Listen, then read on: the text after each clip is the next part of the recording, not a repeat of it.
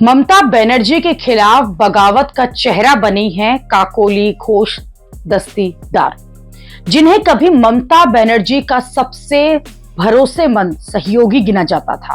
अब वही ममता बनर्जी की नाक के नीचे 20 सांसदों को छीनकर ले गई।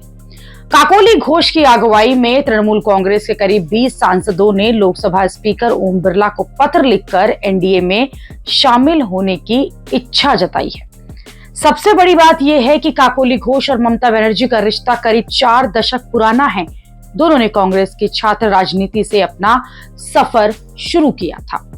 उस दौर में जब ममता बनर्जी कोलकाता के जोगमाया देवी कॉलेज में छात्र राजनीति का चेहरा बन रही थी, तब काकोली घोष जो हैं वो कोलकाता मेडिकल कॉलेज में सक्रिय थी। पेशे से डॉक्टर काकोली घोष दस्तीदार को तृणमूल कांग्रेस की सबसे वरिष्ठ नेताओं में गिना जाता है। वो पार्टी की महिला इकाई ऑल इंडिया तृणमूल कांग्रेस की महिला राष्ट्रीय अध्यक्ष भी रही हैं। 12-7 लोकसभा सीट से उन्होंने लगातार 4 बार जीत दर्ज की। 2009, 14, 2019, 24 के चुनावों में उन्होंने अपनी सीट बचाकर ये साबित किया कि उनकी पकड़ कितनी मजबूत है। पार्टी में काकोली घोष का कद इतना बड़ा था कि उन्हें लोकसभा में टीएमसी संसदीय दल की उपनेता और बाद में चीफ वीपी जैसे महत्वपूर्ण जिम्मेदारी भी दी गई। लेकिन अब काकोली घोष जो हैं वो ममता की पार्टी तोड़ने में ही जुट गई हैं। बीजेपी के साथ उनकी सेटिंग होने की चर्चा है। काकोली घोष दस्तीदार की अगुवाई में सांसदों ने लोकसभा स्पीकर ओम बिरला को पत्र सौंप दिया। काकोली का दावा है कि कम से कम 20 सांसद इस फैसले के साथ हैं। उन्होंने कहा कि ये कोई व्यक्तिगत फैसला नहीं है, बल्कि लंबे विचार विमर्श और साथियों से चर्चा के बाद उठाया गया कदम है। उनका कहना है कि जनता ने जो जनादेश दिया है उसे देखते हुए उन्हें लगता है कि उनकी भविष्य की राजनीति यात्रा एनडीए के साथ होनी चाहिए। लेकिन बागी सांसदों के खिलाफ ममता के सबसे भरोसेमंद लोगों ने भी अब मोर्चा खोल दिया है। महुआ मोत्रा ने कहा है कि ये लोग साल 2024 के लोकसभा चुनाव में सांसद टीएमसी के टिकट पर लड़े थे और लोकसभा पहुंचे थे। जनता ने उन्हें एनडीए के लिए नहीं जिताया, बल्कि टीएमसी के लिए वोट दिया था। उन्होंने आगे कहा कि उन लोगों ने अपने निजी फायदे और के लिए राजनीति का रुख बदल लिया है।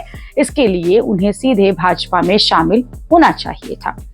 इसके अलावा टीएमसी सांसद कल्याण बनर्जी और कीर्ति आजाद ने प्रेस कॉन्फ्रेंस करके पार्टी के बागी सांसदों पर जमकर हमला बोला।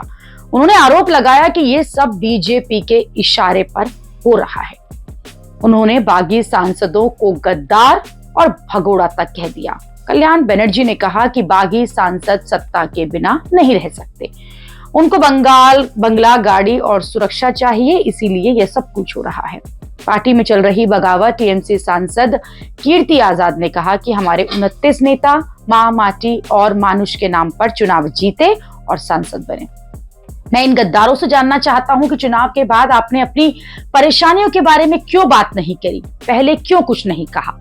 शुभेंदु शेखर रॉय ने कम से कम इतनी राजनीतिक नैतिकता तो दिखाई थी कि उन्होंने इस्तीफा दे दिया। अगर आप भी राजनीतिक नैतिकता है तो सब पहले इस्तीफा दें और फिर भाजपा के टिकट पर चुनाव लड़ें। कीर्ति आजाद ने बागी गुट के स्पीकर को चिट्ठी देने को लेकर कहा कि काकोली घोष जिस चिट्ठी की बात कर रही हैं वो अब तक किसी के सामने नहीं आ रही। लोकसभा स्पीकर ऑफिस का भी ये कहना है कि कोई चिट्ठी जो है वो नहीं मिली। लेकिन जिस तरह से ये लोग मोदी के मंत्री भूपेंद्र यादव के घर गए, इससे साबित हो गया कि वो बीजेपी के साथ मिलकर गए।